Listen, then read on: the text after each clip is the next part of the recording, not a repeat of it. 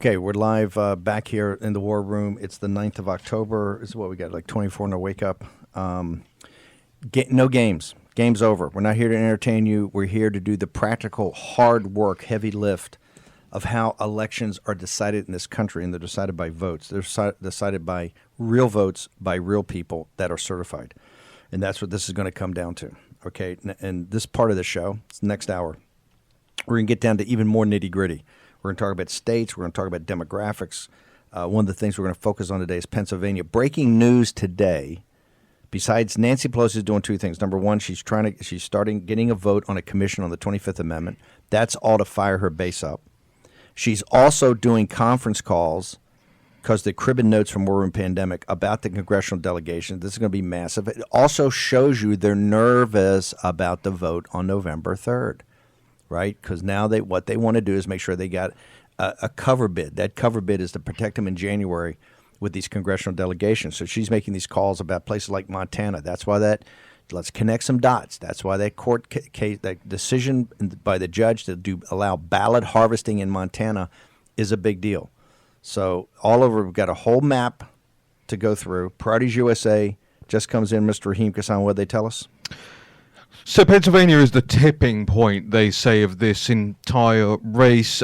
We have a map out from this wherever heard that before. Democrat Super PAC group, Priorities USA, and effectively what it does, it walks through the worm type situation where you can see where the path to 270 is.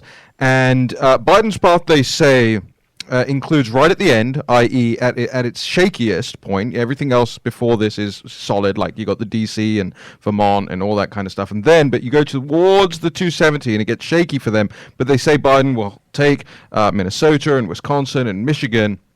And then Pennsylvania is kind of the midway point between these two candidates. The problem is what they're also claiming is that the president will not necessarily take Georgia and North Carolina, Florida, Arizona on his way to Pennsylvania as the tipping point. Now, I don't think the Georgia call is correct. I'm not entirely sure about the North Carolina numbers. The rest, I think, that's in play territory But they're telling us they're going to run through the tape. Don't think they're going to. This is not 2016. You cannot do what you did in 16 and win here. Well, some of it you can. You got to get low propensity voters. You got to get back to populism and economic nationalism, immigration. Get back to the themes and hammer on low propensity voters. We're going to have Alexandra Preate, our comms director, who's Miss Pennsylvania. She knows everything about Pennsylvania. She's going to come on. We also got Bill Hillman, who's a tactician down there to talk about this. Captain Bannon is going to be joining us later about all over the country. Mailbags missing. Rick Grinnell's tweeting out stuff. They're taking his Twitter account down. It's crazy now. It's going to get much crazier because now, game on. One of the most important votes in this country, an incredibly important vote in 16, which stunned the Democrats, because I come from a Democratic Irish Catholic family, is the Catholic vote. We now have Brian Burch on. Brian is the head of Catholic Vote. Brian, walk us through, first off, the organization. What is Catholic Vote? What do you guys do? Why are you around, and why are you important? Well, thanks, Steve. Great to be with you guys. Absolutely. This is game on time. You're right on with that. When it comes to the Catholics, too often, as many of you probably know, you hear various things from, whether it's from the Pope or the bishops or your local pastor or priest. The church traditionally doesn't do politics, or when it does it badly. And so Catholic Vote is actually run by Catholic lay people. We are not priests. We are not bishops. We are not funded by the church. And we are now 500,000 strong and growing stronger by the day. And we represent the real Catholics, people who still go to church, who take the church teaching seriously, unlike Joe Biden does. And we are organizing on the ground in 7 specific states. And I know you want to talk about some of those, but Catholics who go to church behave very differently politically than Catholics who don't go to church. Well, they tell me, Catholics who actually take the faith seriously. Yeah, but Brian, every day I'm told on mainstream media, I'm told on MSNBC and CNN, which are always huge supporters of the Catholic Church, I'm told constantly that Joe Biden is a observant Catholic, that Joe Biden's a devout Catholic, that Joe Biden's Catholicism has formed not just his character, but his entire life. Are you telling me that's not? Am I being misled by the mainstream media?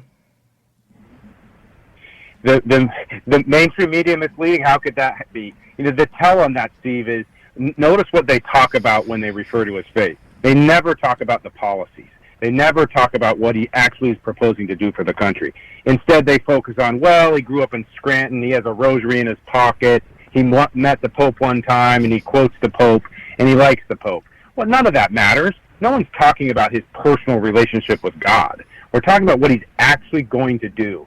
And they try to trip us up into how could you possibly judge a man's faith? No one's judging his faith. What we're judging is his public actions.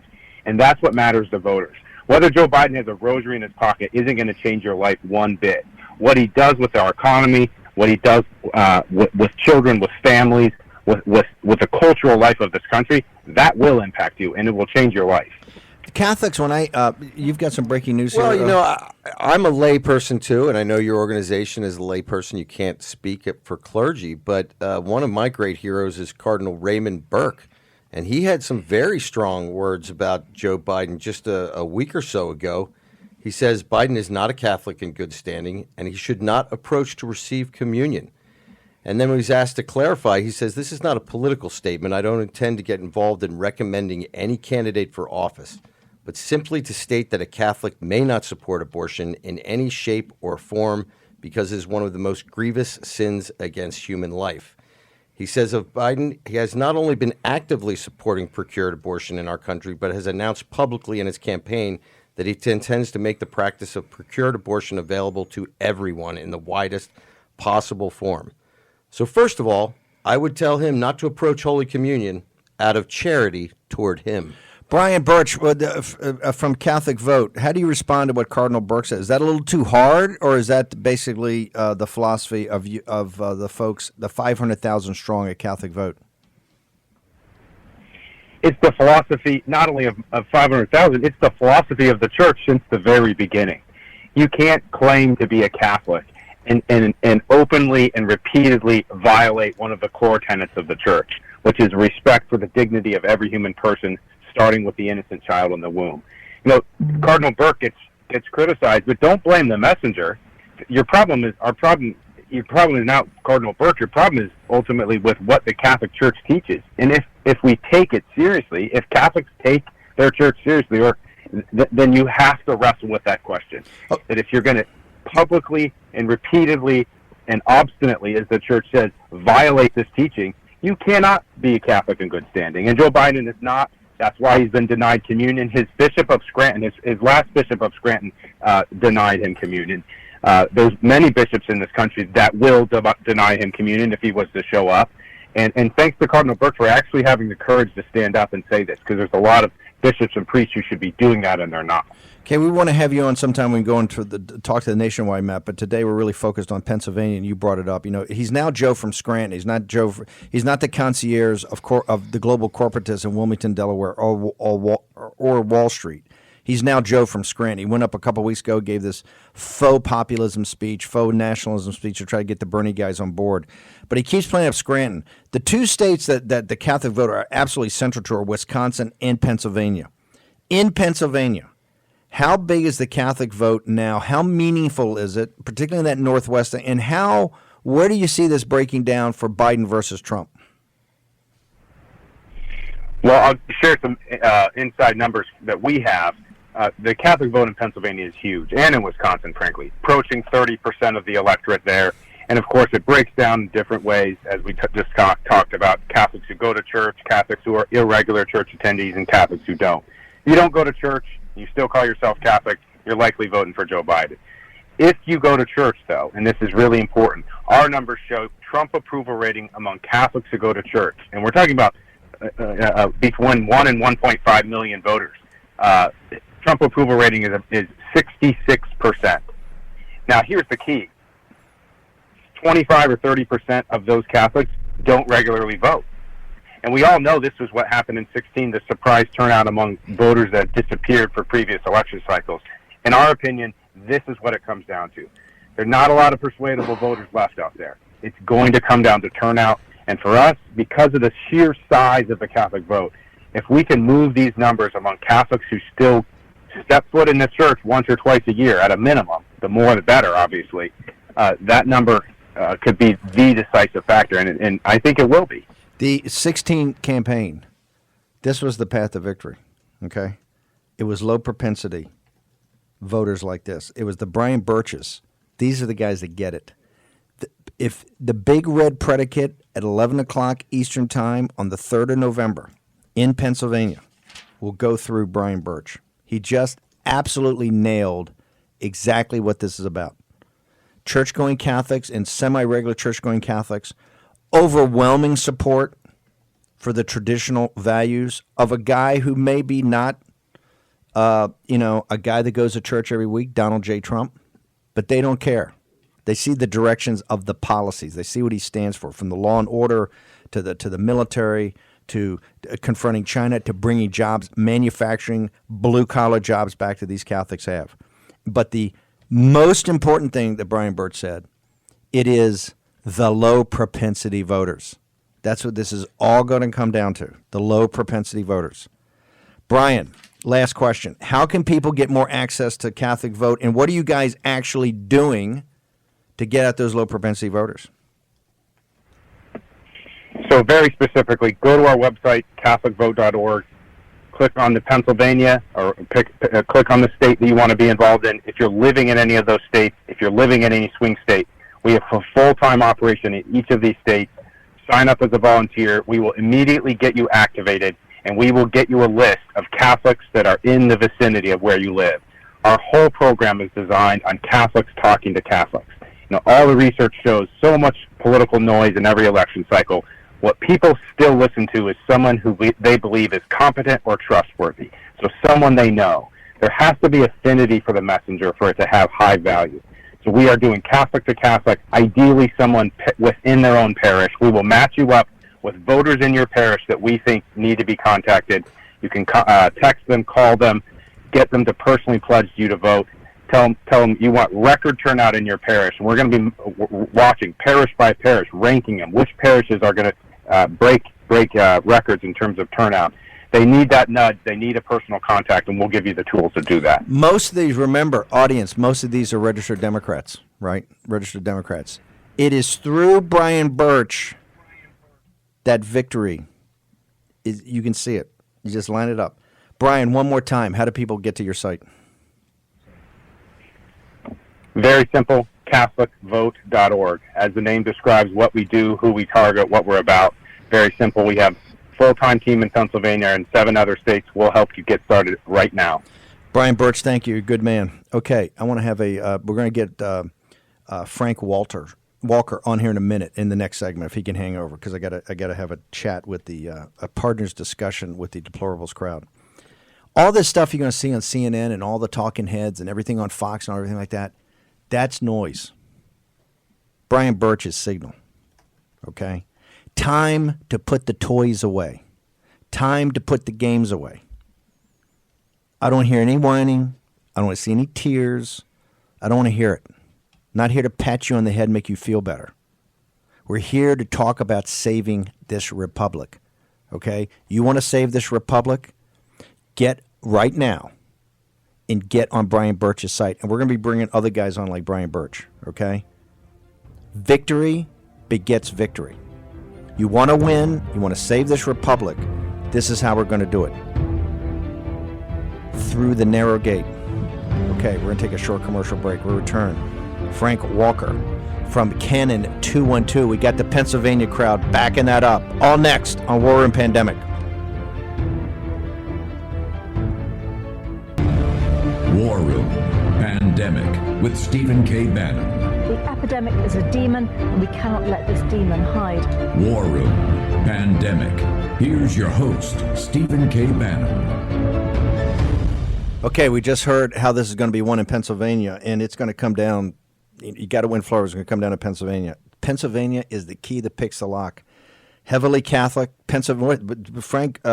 Brian Burch just dropped a bomb on you. 30% of the vote in Wisconsin. That's what John Kennedy won that primary back in '60. Wouldn't have been president of the United States, didn't win Wisconsin. Heavily Catholic. Pennsylvania, heavily Catholic.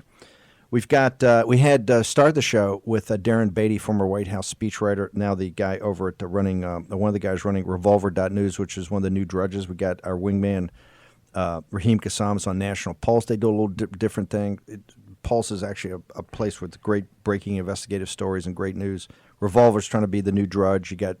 You've got Citizens Free Press, What's Finger. You got a bunch of them up there, and of course all the great ones of Gateway Pundit. But there's a site, and we're going to get the evangelical Christians next week. For the Catholics, Canon 212. Get it up on your homepage and make sure that you're clicking there all the time. If you're a Catholic or just a Christian or just want to know about interesting news, because this thing is quite an interesting site, Canon 212, Frank Walker. Frank, doing an amazing job. But here's what we got to have you on here today. We just had Brian Burch, who is a grinder. And, we've had Liz Yor on all the time because we're the anti-CCP network here. And we're, it's blowing our head up about what the Vatican's doing with the CCP and all the corruption, now the financial scandals. My question, as an institution, is there so many scandals, from the pedophilia scandal to now the financial scandals to every day you're looking up and some attorney generals going after the diocese, and then you see the diocese going to bankruptcy, which I said a couple of years ago. As an institution, does the church, as a secular institution, not for its spiritual, but does it have the weight that it used to have, do you believe, given the fact that you run the Drudge site for traditional Catholics? Thanks for having me on here, Steve, and thanks for the kind words you said about Canon 212. I don't think the Catholic Church is a completely different thing with Pope Francis at the helm. So I don't think it's the same institution, but Francis's effect on the Catholic vote, I think, is positive. I think what he does is he turns people away from the things that he promotes. He's sort of an anti-evangelist because the people are, I think, generally. He has the popes always have general audiences, and the people fill up the piazza. I know that it's the time of the virus, but he's had to move those general audiences to an internal patio area because they don't come out to see him. He's like the Pope of hype. So no, I don't think it has the weight that it is because it isn't preaching Catholicism. The Christian faith has a weight of its own, and I just don't. People do not see that there.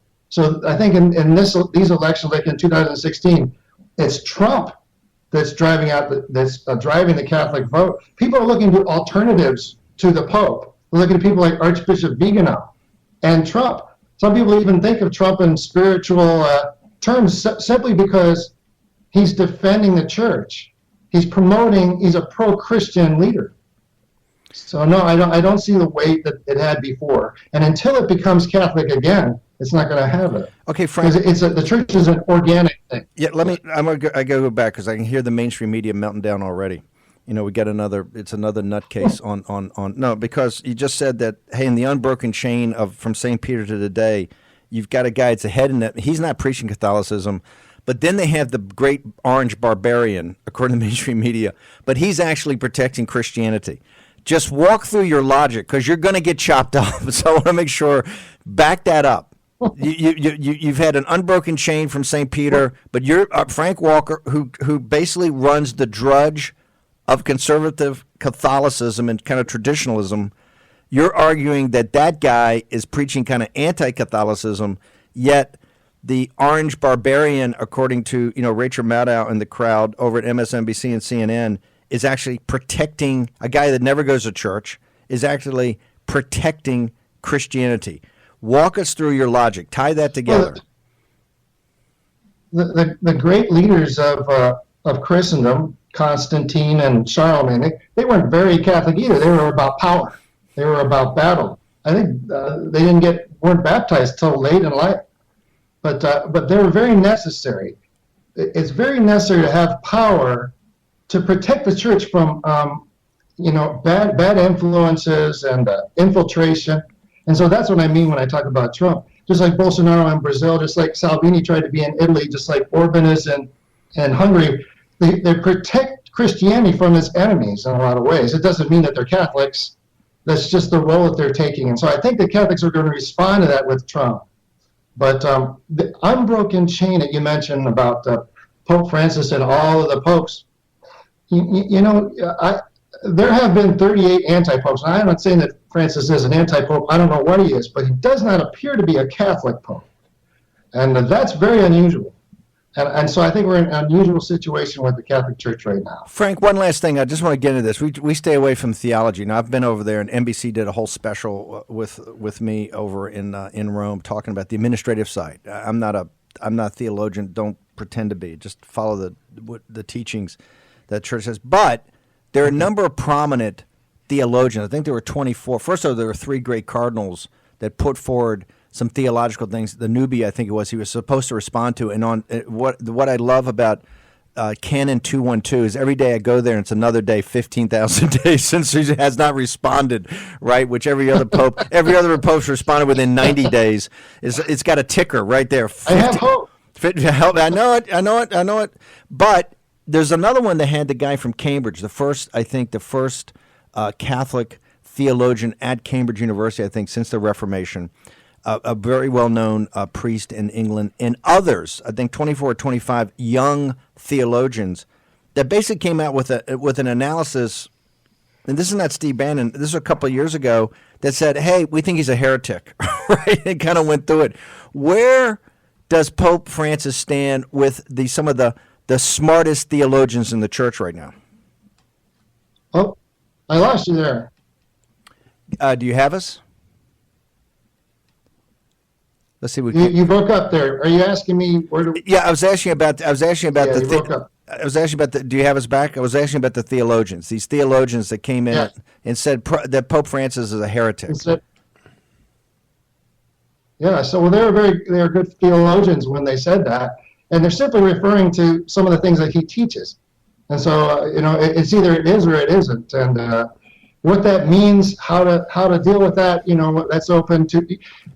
The church has been, it's been kind of stable in recent years, but it's had a lot of rough and tumble and crazy back and forths over the years. And sometimes things are new, and it's not a clean thing, but it has lasted with God's help for thousands of years, and I expect it to continue to.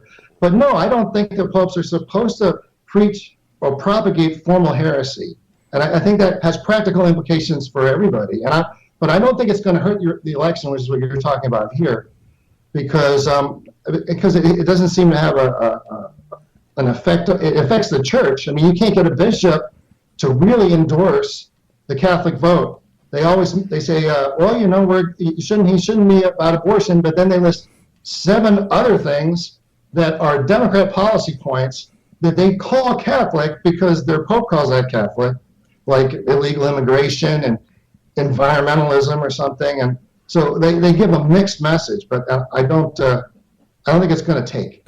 Last thing before we jump, you got a quick. No, I just had a great example of their politicking is also their omission, right? Remember when they voted on abortion in Ireland? Pope Francis specifically told the Irish bishops that they could not take a position on the referendum on abortion in Ireland, and they lost by 0.5 percentage point. Unbelievable. Frank, real quickly, tell us about Canon 2. Right. Tell us about Canon 212. We want everybody to go there. Tell us about it. You got about a minute to walk us through. Tell us about Canon 212, your site.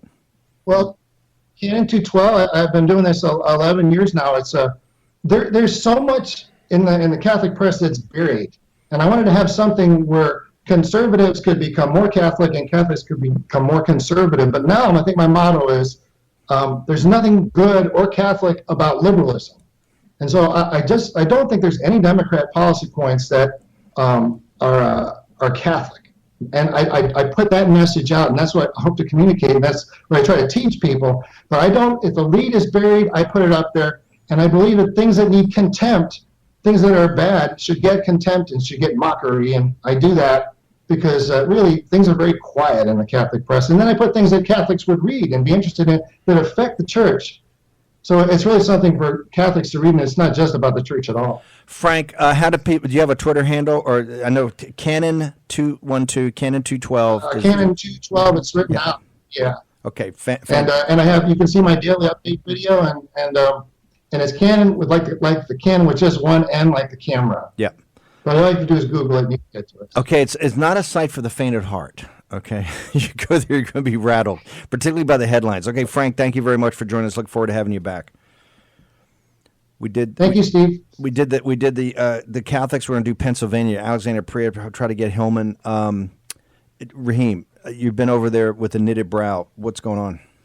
Oh, I'm following intently along with Madeline Peltz and her latest in musical endeavors. Madeline Peltz is a pro. I mean, they got to tell you. This is what no. This is what I keep saying about the left. Don't think they don't have great people. She's on it. She's. Here's why I like her. She's always getting the buried leads on the show, right? She's like boom. She is pure signal. She's never noise, and I respect that. I'm looking forward to my response. I respect that. Okay, fine. But I like smart people. You know why? Because I think smart people can be converted, right? Oh, I think smart people can be converted.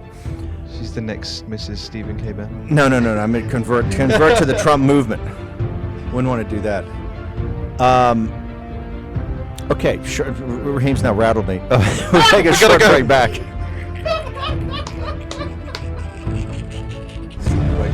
War Room Pandemic with Stephen K. Bannon. The epidemic is a demon, and we cannot let this demon hide. War Room Pandemic. Here's your host, Stephen K. Bannon. If you want to see mass hysteria, to mass hysteria. On the mass hysteria. No, the mass hysteria. Mass hysteria. Mass hysteria. Hysteria. Mass hysteria. Hysteria. Mass hysteria. The lawfare element of the steal the election. Here's what they're trying to do. They're going to be in court with Eric Holder, New York Times, they're in your grill. They're just going to be shoveling them in by the pound, going to vote by the pound. By the pound. Voting by the pound. Vote by the pound. I want to go voting by the pound. We're doing by the pound. We've got a pound of ballots over there, bringing another pound. They got Perkins Coie. They've got a major law firm. They got solicitor generals, ex-U.S. attorneys.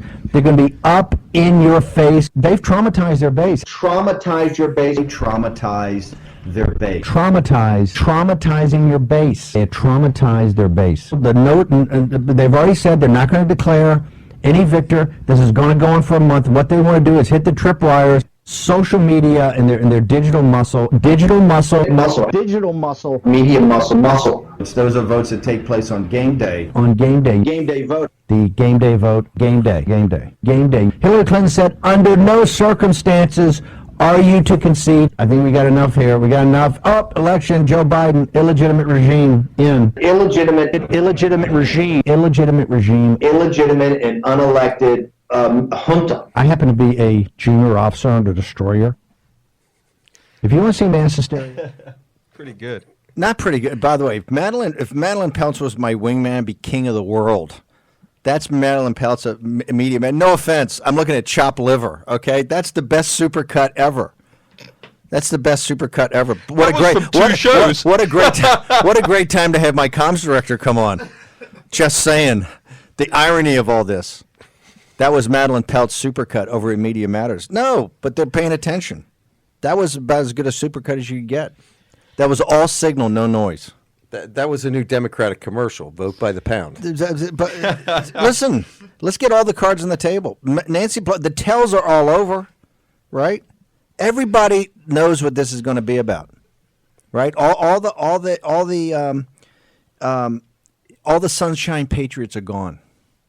This is now political war, okay? This is not about 30-second spots. It's not about some consultant coming in and telling you we're going to do this. This is not about campaign chasing suburban moms, okay? Those votes are not there. Stop it, okay? The votes are in the Hispanic community. The votes are in the black community. The votes are about economic nationalism. The votes are about populism. Those are where the votes are. Get focused. The left is focused. What is she doing today? She's just putting up a bill for the 25th Amendment. That's to get them all riled up, right? She's doing conference calls on the congressional delegation. She's working through the map on a national basis to see those delegations. She knows she can't win at 26, 23, and 1, right? And she realizes there could be a couple things that flip here. It could be 26, 21 and 4. She doesn't want that. She understands. She's four-dimensioning chess right now. Knows this thing could go to January to the House, and she also understands that Judge Barrett's going to get approved. So you're going to have a Supreme Court that's 6-3, because they're going to be staring down the table. Alito, Barrett, these are going to be staring down the table at Roberts, saying you're not getting wobbly anymore, right? You're with the posse.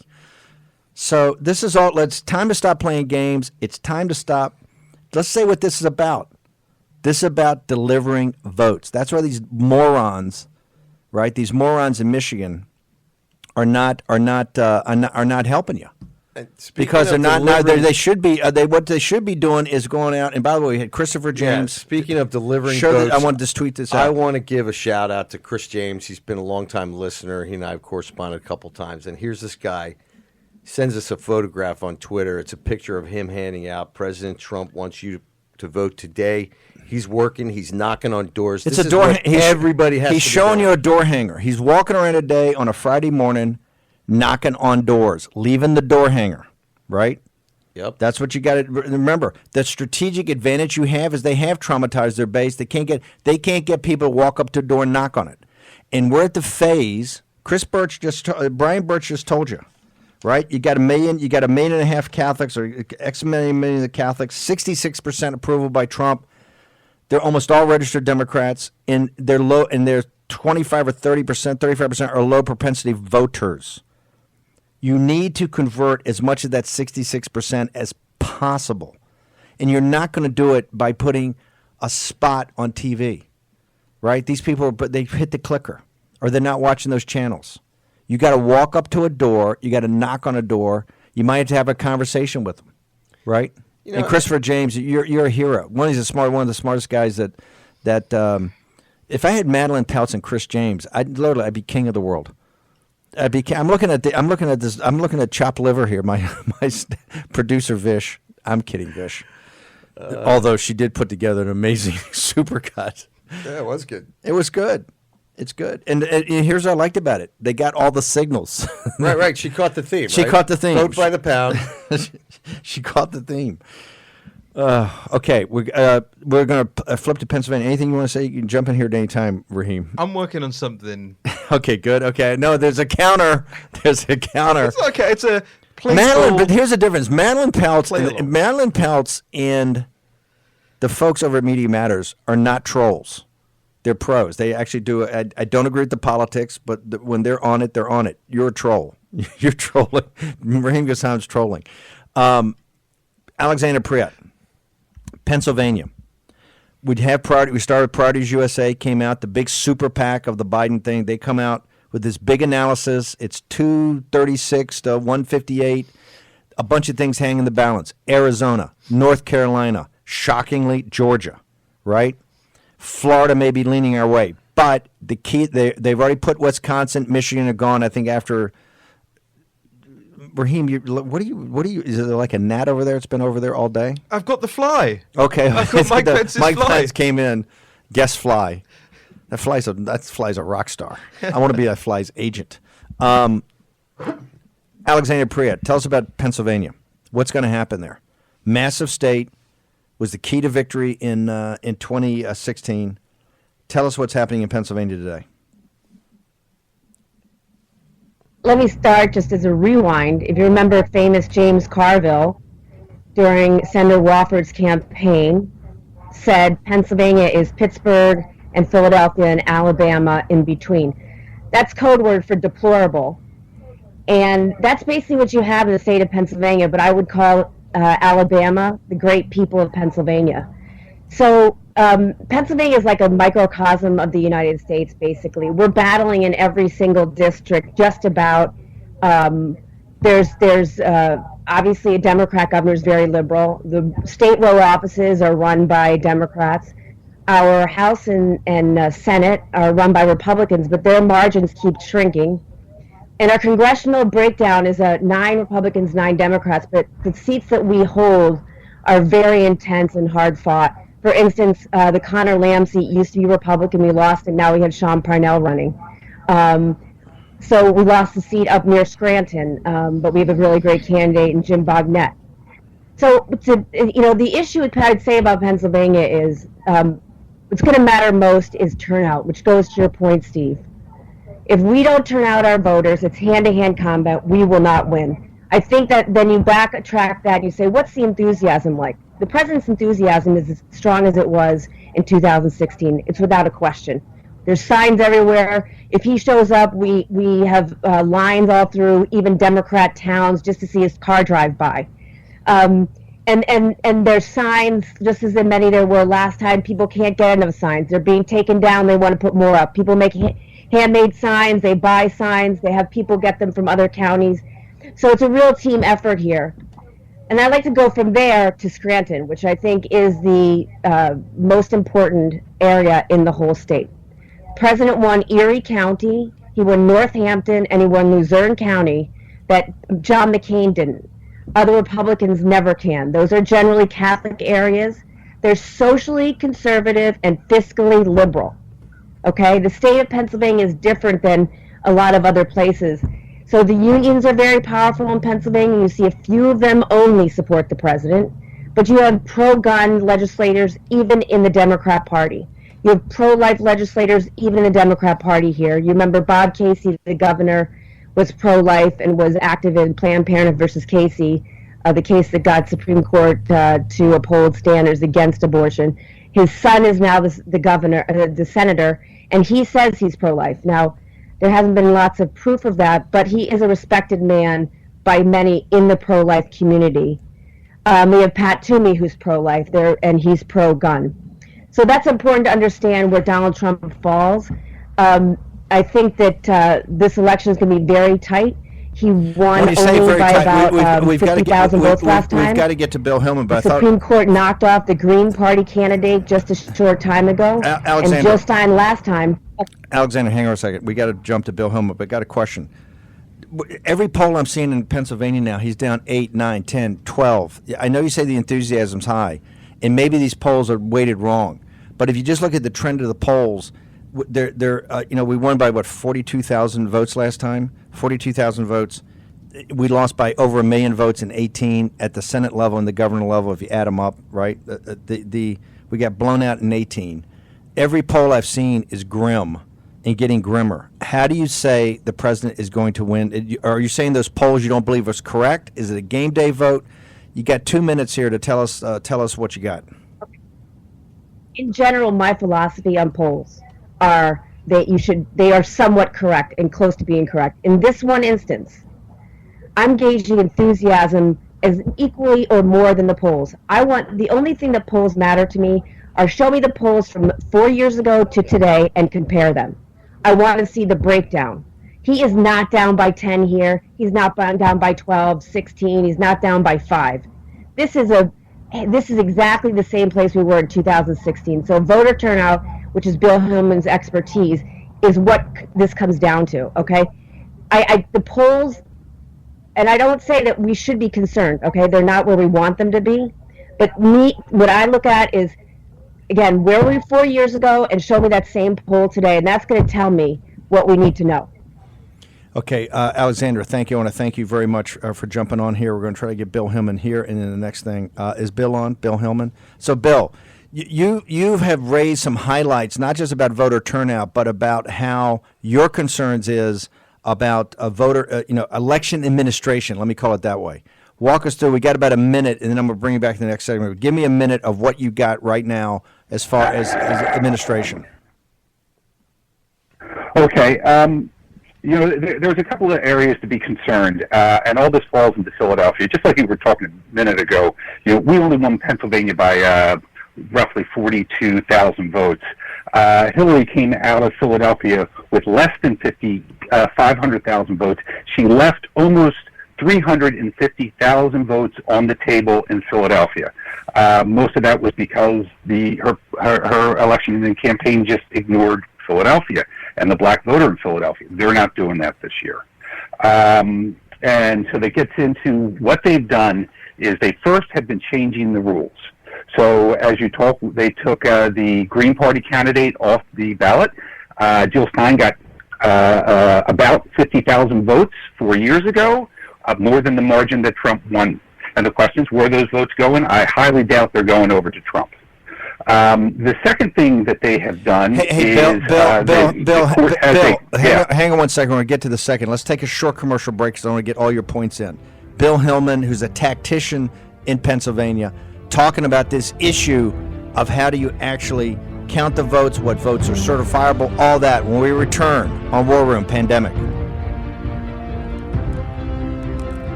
War Room Pandemic with Stephen K. Bannon. The epidemic is a demon, and we cannot let this demon hide. War Room Pandemic. Here's your host, Stephen K. Bannon. Okay, tomorrow, big special, 10 a.m. to noon. It's everything about the bioweapon and what the CCP's done, how they're going to be held accountable. Dr. Lee Ming Yan, Jack Maxey, Stephen K. Bannon. You can't miss that tomorrow night, Orange, Virginia. Go on our site. We'll be tweeting it out. We're doing actually an in-person, socially distanced, and of course, because we're in a pandemic, it'll be absolutely appropriate for the pandemic. But you got to come. You get all jacked up. John Frederick's going to be doing it live on the John Frederick's Radio Network. A big one. Bill Hillman, we only got a couple minutes. Give me 2 or 3 other ones. We're going to have you on back next week. You just laid out something perfect. There were 350,000 votes she left on the table in Philadelphia. That was the difference. What else you got for us? If they steal the election, and I believe that they're going to try, it's not going to be 1,000 votes here and 1,000 votes there. It's going to be 5s and 10s and small changes. And most of it's going to happen in Philadelphia because the Democrats control Philadelphia. We have a Democratic mayor and DA who won't prosecute. We also recently had a judge of election in Philadelphia who was indicted. And of course, they had to do it through through federal for voting and stuffing the ballot box. Okay, so we know it happens in Philadelphia.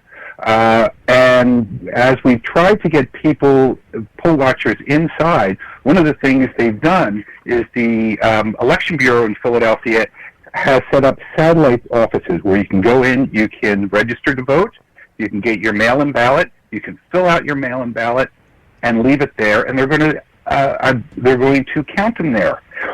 The court has said no, you can't have partisan poll watchers there, which means Republicans, because they're not normal polling places. So since they're out of the election day, they've moved the vote from the polling places to satellite election offices on days prior to the election. The court has ruled against having poll watchers in place to oversee the ballot. Which is just a recipe for theft. Last thing, we're going to have you on next week. Bill, we're going to have you on next week to do a more in-depth, but let me just ask you. For people that are in Philadelphia or the Pennsylvania area, we've got a big audience up there.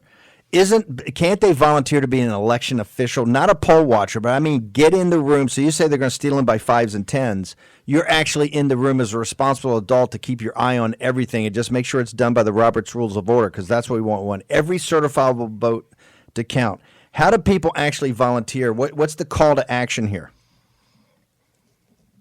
The best way to volunteer is to get in touch with your county and your local Republican Party. And yes, we're desperate for people to be out right now. They have ballot mail drop-off points, and we need people out there to make sure that the people who are dropping off the ballots they're dropping off their own. And we've known, when we put people out there, as soon as you stop that first person for dropping off a stack of ballots, word spreads quick, and it stops.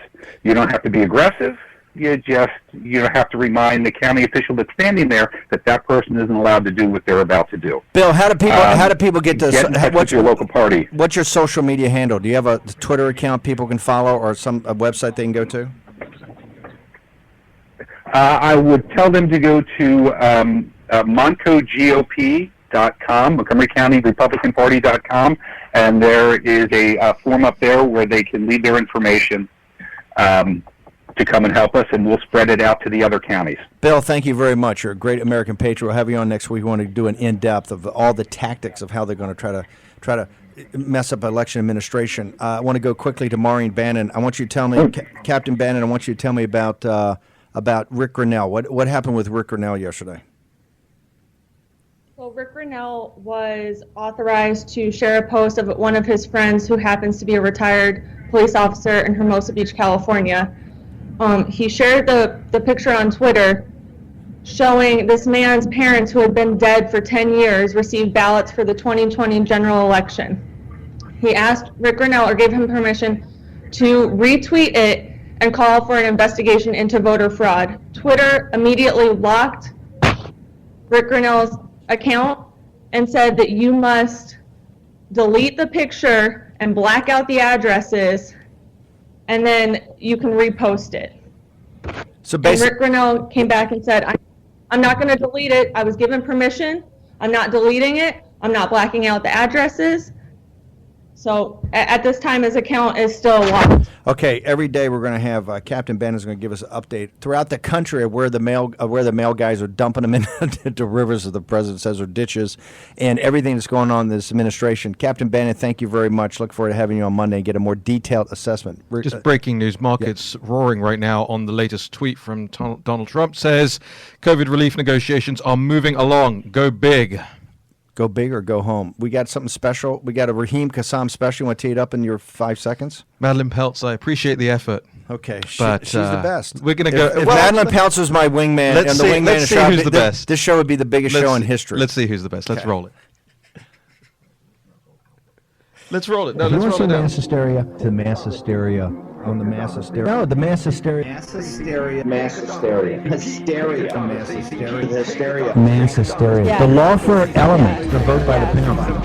Yeah. Voting by the pound. Vote by the pound. I want to go voting by the pound. We're doing by the pound. You got a pound of ballots over there, bring another pound. Yeah. They got Perkins Coie. They've got a major law firm. They got solicitor generals, ex-U.S. attorneys. They're going to be up in your face. I'm not a heavy drinker.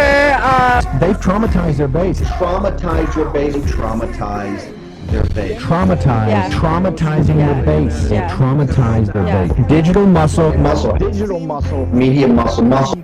I work out. I do.